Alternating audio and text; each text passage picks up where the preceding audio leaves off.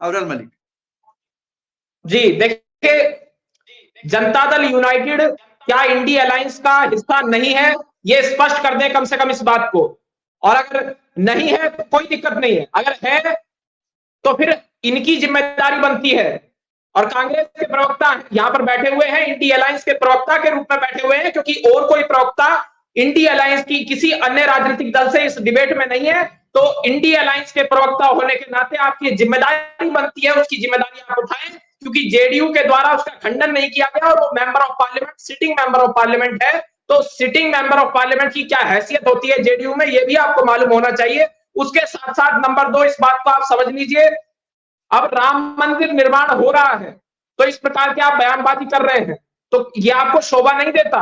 इस प्रकार की बयानबाजी यदि आप करेंगे, जितेंद्र आवाड ने क्या बयान दिया था, कमालुद्दीन जी आप बता दीजिए। एनसीपी के नेता है जितेंद्र आवाड और एनसीपी इंडी अलायंस का सदस्य है। वो कहते हैं राम मांसाहारी थे।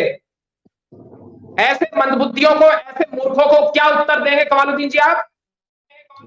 और यदि आप इस स्टैंड के साथ खड़े हुए हैं, इसके साथ सहमत हैं, तो जनता मुंहतोड़ जवाब अपने आप दे देगी, क्योंकि इस प्रकार की बात इस देश में कोई सहन करने वाला नहीं है। ये हिंदुओं का देश है, धार्मिक लोगों का देश है।